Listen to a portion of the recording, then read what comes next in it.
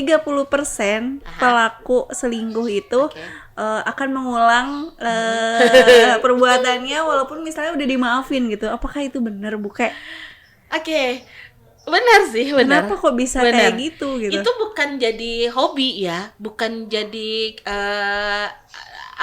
bukan kepribadian yang menetap sih sebenarnya gitu. Jadi memang kenapa jadi terulang kembali gitu. Oke, udah dimaafkan, tapi kan si pelakunya sama korbannya tuh nggak tahu gitu loh penyebab utamanya apa. Curiga gitu. Harus gak sih bukanya ke pasangan gitu, bisa kalau dia berubah gitu curiga, jangan-jangan dia gitu. Iya. Serius. Bukan curiga yang negatif ya. Itu kan berarti kan mulai ada konflik tuh. Dan justru itu aware gitu loh. Ini dia berubah kayak gitu.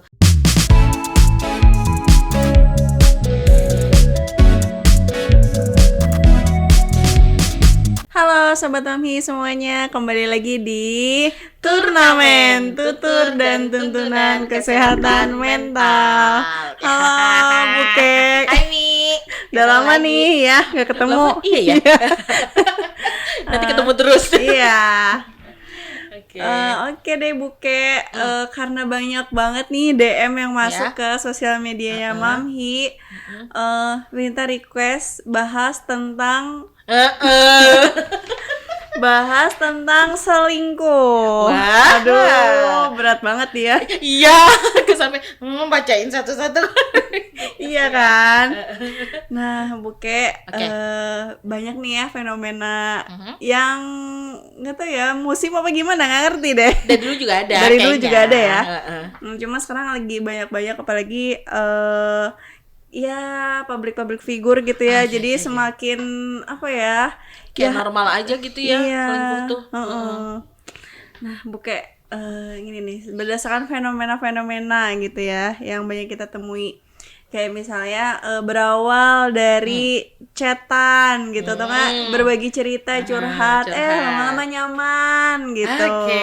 Atau nggak biasanya di tempat kerja nih gitu, kayak ya udah sharing tentang pekerjaan, lama-lama nyaman kayak gitu ya. Bahaya banget ya Buke ya, takut gitu ya.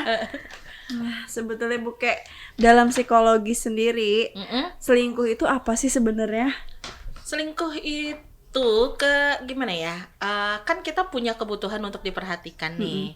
Nah, perhatian itu nggak dapet nih dari orang yang mungkin resmi lah ya. Mungkin kalau pacar udah ikrar pacaran nih, tiba-tiba hilang tuh rasa nyamannya. Sama ketika dalam hubungan suami istri juga ada yang kayak gitu kan, banyaknya gitu ya. Apalagi kalau suami istri kan udah lama bareng-bareng kayak gitu. Jadi keterikatan emosional gitu Mi. Jadi awalnya emosional, ngerasa tadi nyaman dulu, terus dapat perhatian semakin dekat ya, namanya dorongan manusiawi ya kayak gitu. Nanti apalagi kalau misalnya yang udah nikah, ada kebutuhan seks segala macam, sampailah ke seksual juga gitu. Jadi memang awalnya tuh rasa nyaman yang seakan-akan dari suami aku nggak dapet nih, dari istri aku nggak ada nih, aku nggak diperhatikan kayak gitu. Itu sih, jadi keterikatan emosional sama orang yang sebenarnya bukan pasangannya dia gitu. Yang kan kalau kayak pacaran juga kan, meskipun bukan ikatan resmi secara hukum, tapi kan ada apalah namanya ya, ikrar lah, perjanjian kayak kesepakatan. Kalau kita coba ya jalanin hubungan serius kayak gitu, terus kan tergoda lah dengan yang lain atau ada masalah tapi nggak diselesaikan kayak gitu. Jadi intinya keterikatan emosional plus mungkin sampai seksual dengan orang yang bukan pasangan dia kayak gitu. Itu sih yang namanya selingkuh. Gak gimana gitu ya. Berat ya Buke. Nah, sebetulnya selingkuh itu termasuk pada gangguan psikologis bukan sih Buke? Betul, salah satu gangguan psikologis. Nah, kalau gangguan psikologis itu kan ada yang kecemasan atau dorongan yang tidak bisa dikendalikan. Nah, sebenarnya sebagian besar klien-klien kita yang datang ke sini dan mengaku selingkuh atau diselingkuhi gitu ya. Terus akhirnya misalnya dia datang karena diselingkuhin. Terus akhirnya ketemu dong sama pelaku selingkuhnya gitu.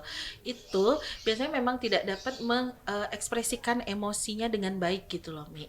Jadi dia ada rasa emosi yang tidak tertahankan yang pengen disampaikan sebenarnya sama pasangan resminya dia gitu. Kalau aku kan kebetulan nanganinnya yang udah nikah ya. Mereka kan udah resmi ya, udah halal segala macam. Kayak gitu. Nah, ada kekecewaan sebenarnya dan disertai kekecewaan muncul kan karena ada ekspektasinya yang terlalu tinggi nih. Pengennya rumah tangganya adem ayem aja, dapat perhatian kayak gitu. Tapi tidak dikomunikasiin gitu. Jadi itu sebenarnya salah satu gangguan kesehatan mental sih. Kan seharusnya dia paham ya, dia udah punya pasangan resmi, ya apapun itu dikontrol dong. Rasa ingin diperhatikannya, mendapat perhatiannya, rasa nyamannya tadi gitu. Sampai kebutuhan seksnya juga seharusnya dia tahu dong ada batasannya kan gitu. Ya sih emang enak ngomongnya. Ya seharusnya dia tahu dong kayak gitu ya. Tapi kan secara emosional itu yang harus diselesaikan sebenarnya. Ada rasa tidak dihargainya mungkin, ada rasa tidak diperhatikan itu juga gitu. Jadi basic masalahnya itu yang harus kamu tahu gitu loh. Kenapa sih kamu sampai akhirnya selingkuh gitu. Dan biasanya pelaku selingkuh itu baru awalnya nggak ngeh loh kalau dia selingkuh. Kan aku lagi mencari solusi. Nah makanya curhat. Ya tadi bener kata Temia tadi, akhirnya nyaman. Udah nyaman nanti ngebanding-bandingin gitu kan ya.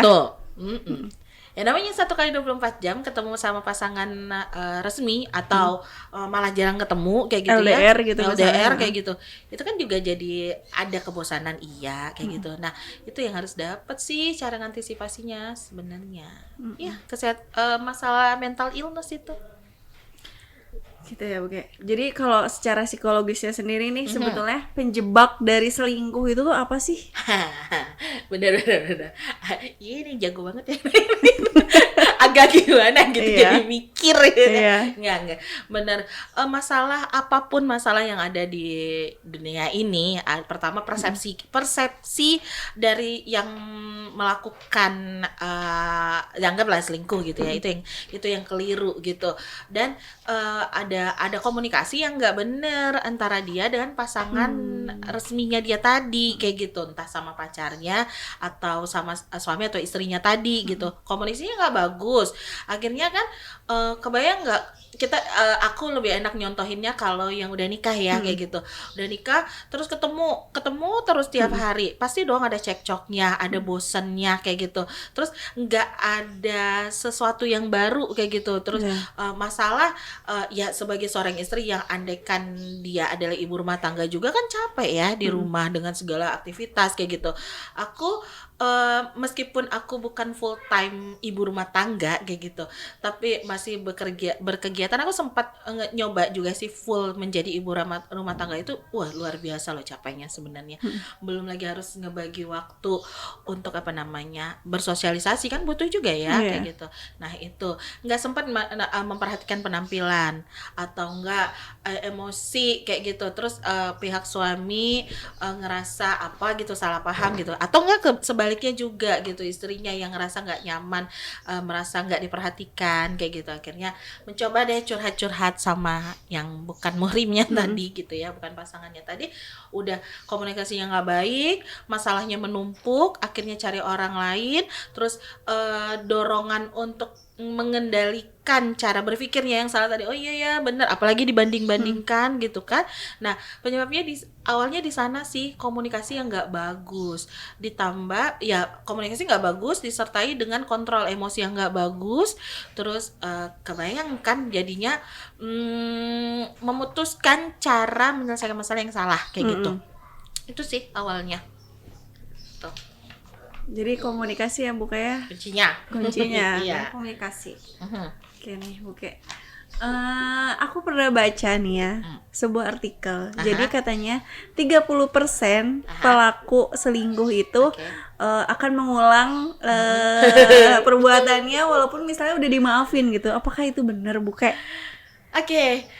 Benar sih, benar. Kenapa kok bisa Benar. kayak gitu gitu? Itu bukan jadi hobi ya, bukan jadi apa sih, bukan kepribadian yang menetap sih sebenarnya gitu. Jadi memang kenapa jadi terulang kembali gitu. Oke, udah dimaafkan, tapi kan si pelakunya sama korbannya tuh nggak tahu gitu loh penyebab utamanya apa. Jadi kan nggak di treatment tuh, cuman iya aku maafin. Nah nanti situasinya kan sama, gitu lagi, ngulang lagi. Terus ya udah deh, coba aja bohong lagi, terus selingkuh lagi. Emang benar, itu bisa mungkin, makanya 30% itu kan hasil penelitian ya. Aku juga jadinya pas kepoin, oh iya ya ada penelitiannya ternyata gitu. Ya kalau jauh ke belakang, kita lebih dalam kita lihat secara psikologisnya, orang dia udah memang pernah melakukan kesalahan, tidak di treatment, tidak punya kemampuan baru, ya solusi ketika menghadapi masalah serupa ya sama dong cara penyelesaian masalahnya. Sama kayak kita gagal belajar main sepeda aja Mi, ketika jatuh terus kita nggak dapat penguatan, nggak apa-apa loh jatuh kayak gitu, kamu caranya gini loh yang sebenarnya, kan akhirnya coba lagi jatuh lagi kayak gitu kan, ya sama kayak gitu. Makanya ketika sudah dimaafkan dan apalagi kalau misalnya udah sampai 2 kali misalnya selingkuhnya gitu masih dimaafkan gitu, udah deh itu mah cari deh bantuan untuk membenarkan komunikasi kalian yang mana sih yang bermasalahnya kayak gitu. Apa mungkin gini ya mikir ya, misal kalau kok kayak gitu juga pasti dimaafin. Bisa. Ya udahlah gitu. Ya nggak apa-apa Bisa. kali, pasti juga dimaafin kayak gitu kan. Kan tadi kemarin juga dimaafin kayak gitu Iya. ya. Kebayang nggak yang pihak yang jadi korbannya ya? Kan itu terluka banget gitu ya. Jadi yang pelakunya juga terluka sih sebenarnya kayak gitu. Toh anggap deh kita punya asumsi orang menikah berarti karena dia sayang gitu ya. Terus dia selingkuhin tuh orang yang dia pernah sayang gitu, karena itu rasanya ya pasti dong dia pasti akan defense awalnya ya, tapi kan aku mencari apa namanya ya kasih sayang, habis istri aku atau suami aku nggak bisa ngasih perhatian kayak gitu. Tapi aku punya loh beberapa banyak malah klien yang akhirnya pihak yang selingkuhnya loh yang nangis, ngerasa kecewa banget sama dirinya kayak gitu. Aneh ya. Lo udah kilaf kok, lo diulang berulang kali yakin kilaf gitu kan. Ya orang-orang kan gitu. Apa karena kayak merasa disayang gitu, jadi semena-mena gitu nggak sih, mungkin apa gimana ya? Enggak juga Enggak sih juga ya? karena dia nggak bisa ngontrol tadi, ngontrol keinginannya dia tadi gitu, dan tidak terampil menyampaikan apa yang dia butuhkan gitu.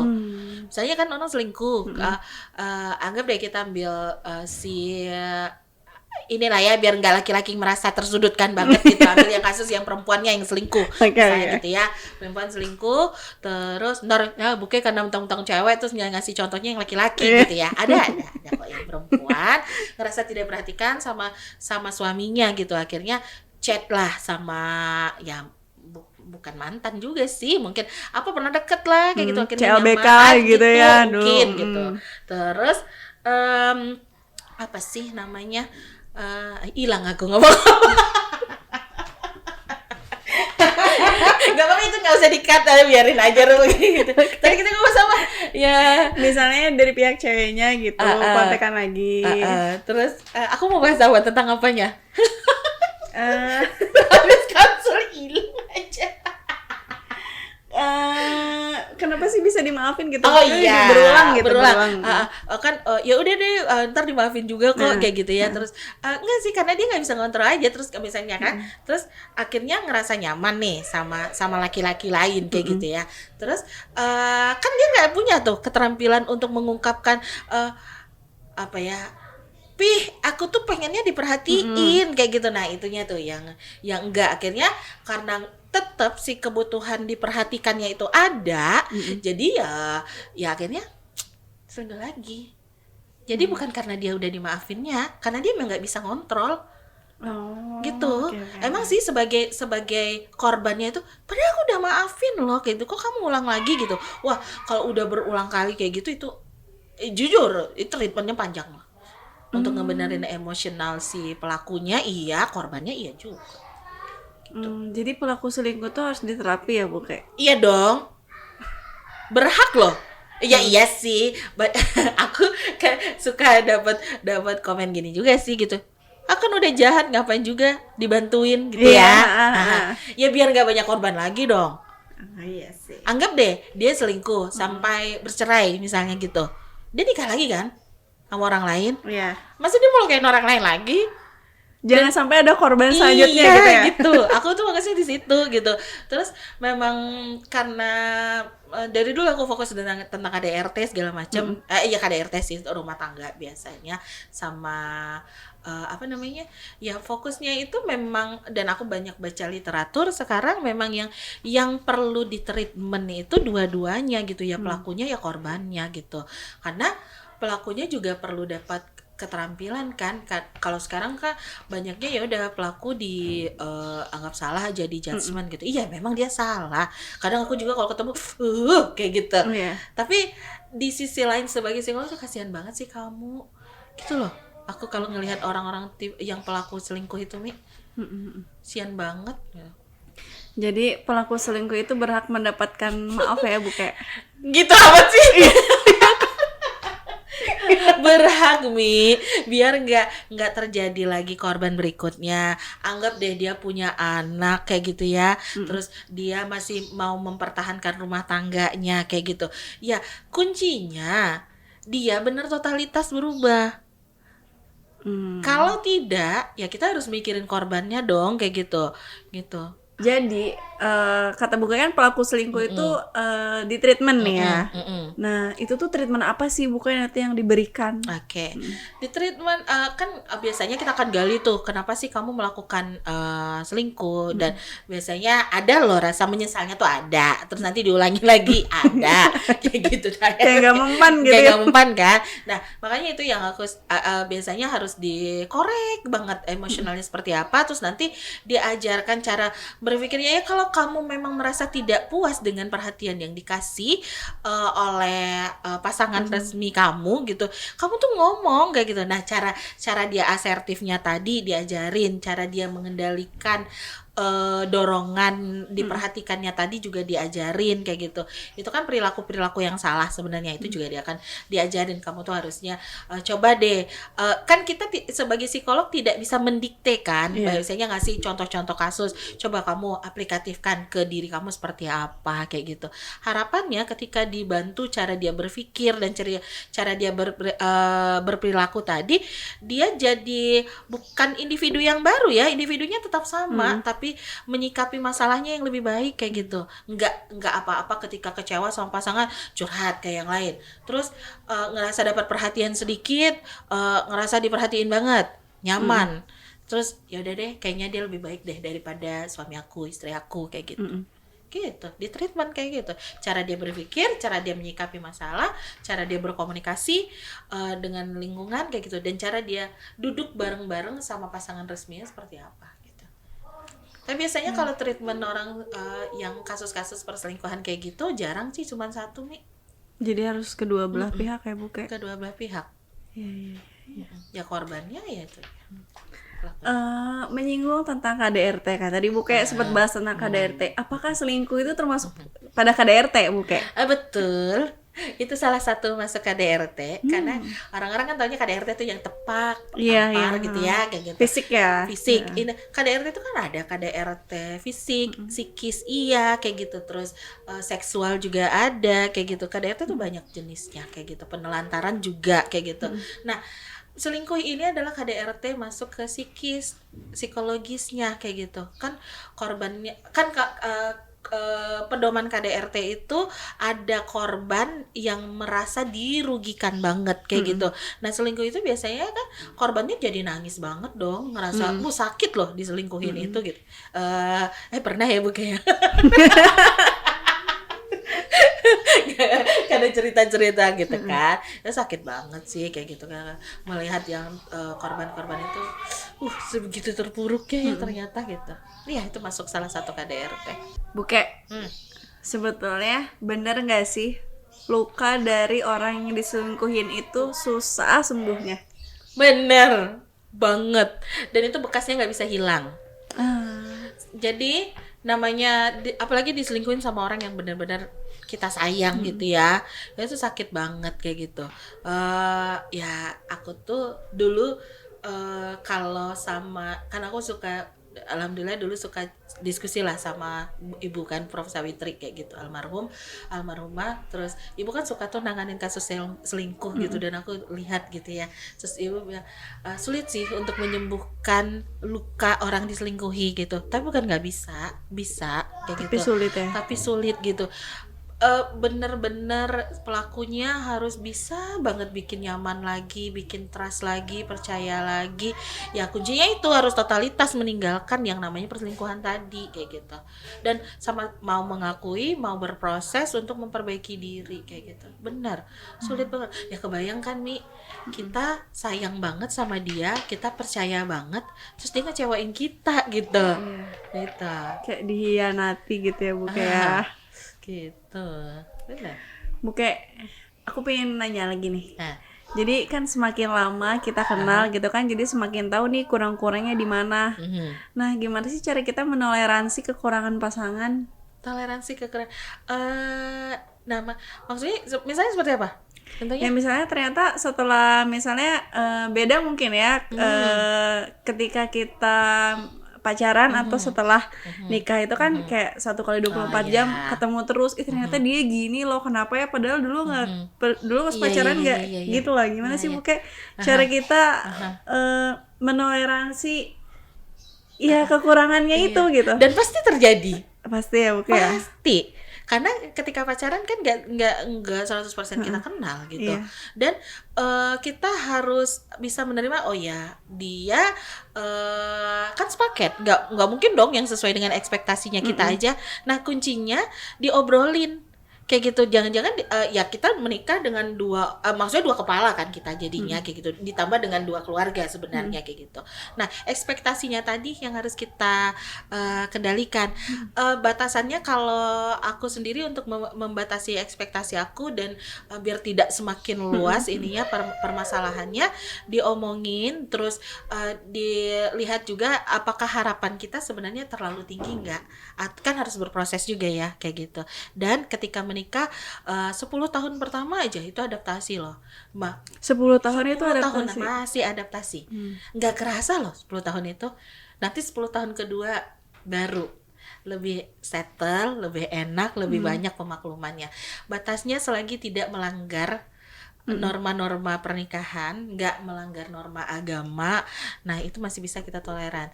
Misalnya yang biasa terjadi ya, masalah finansial, masalah perhatian kayak gitu kan, nggak kedua belah pihak itu sama ya cara memperhatikan, cara kebutuhan finansialnya gitu. Nah itu yang harus duduk bareng-bareng. Aku juga belajar kok. Pernah nggak bukan ngalamin? Nggak ngalamin. Ya Kang Dika ke aku juga pasti nggak 100%, ekspektasinya aku sama Kang Dika juga enggak kayak gitu. Itu godaan kenapa orang di awal-awal pernikahan itu udah mulai selingkuh, karena ekspektasinya nggak terkendalikan. Ada loh. Padahal baru awal ya. Iya, 2 tahun nikah selingkuh. Karena ekspektasi terlalu tinggi, nggak sesuai harapan. Ya namanya bukan pasangan, ya nggak bisa dituntut kan. Jadi cuma kalau aku jadi istri kamu, kalau aku jadi suami kamu pasti bakal gini. Ya benar nggak? Ya dulu juga pasangan kita nggak ngomong gitu kok, kayak gitu. Kenyataannya kan banyak yang nggak sesuai kenyataan. Oke, tapi misalnya berarti curiga gitu harus gak sih ke pasangan gitu, bisa kalau dia berubah gitu curiga, jangan-jangan dia gitu. Iya. Serius. Bukan curiga yang negatif ya. Itu kan berarti kan mulai ada konflik tuh. Dan justru itu aware gitu loh. Ini dia berubah kayak gitu. Kita ganti bahasanya. Jadi bukan karena curiga gitu, tapi karena peduli kenapa dia berubah. Itu ya. Kalau curiga kan negatif. Aku curiga deh kamu kenapa-napa. Iya. Dan orang juga nggak suka kan, jadi kayak rasanya dituduh gitu ya, bisa kalau dicurigain tuh.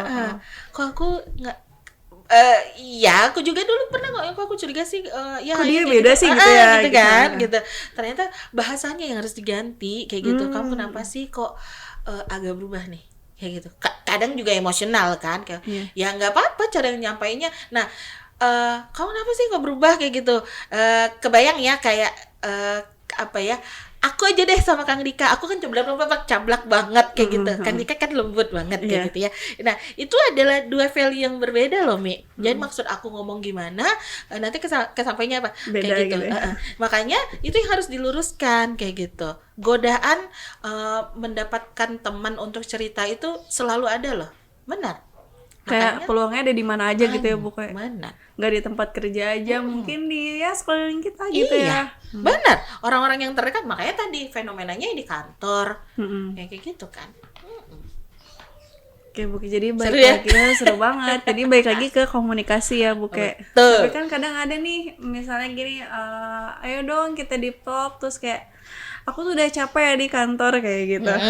Terus udah deh kamu nggak usah bikin aku pusing, rumah tuh tempat istirahat. Kadang kayak gitu kan ya, Bu. Terus gimana sih kita gitu, misalnya pengen ngajak pasangan kita untuk deep talk Ngomongnya ya, gitu ya. Ya, iya benar. Aku tahu, aku juga capek kok kayak gitu. Tapi kita ada, ya masa sih kita di rumah ini hanya ngebawa capeknya kerjaan kayak gitu, gitu. Itu yang diomongin.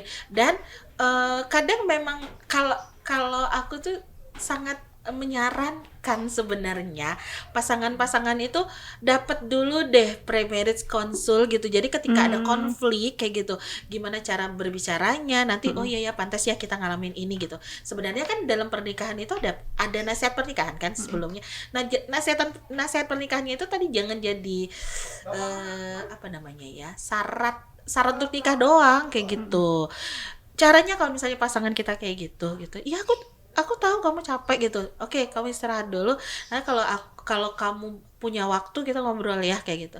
Misalnya andaikan kita berasumsi dia punya masalah dan dia nutupin nih kayak gitu. Nggak apa-apa loh kita sampai mau istri mau suami bilang, "Ini kita rumah tangganya udah nggak baik-baik aja loh.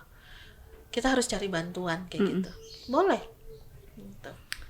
Ya, oke. Jadi ya kembali lagi tadi kuncinya adalah Komunikasi. komunikasi dan saling mengungkapkan ya, Bu, apa yang dirasain Betul. kayak gitu ya. Benar. Dan misalnya kalau udah nggak ketolong lagi nih, lebih baik minta bantuan. Benar. Gitu ya, Bu. Benar Oke. banget. Oke deh, Bu. Mungkin ada ini ya, apa namanya, kayak pesan-pesan gitu untuk pasangan-pasangan yang Oke. lagi nonton mungkin. Benar. Tips-tips. Apa namanya ya?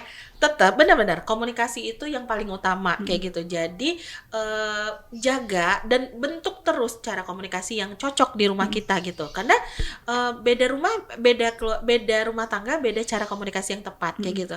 Ada orang yang memang dengan lembut banget kayak gitu ya. Ada yang nggak cocok dengan itu gitu. Jadi nggak bisa kita ngebandingin cara komunikasi yang satu dengan yang lain kayak gitu.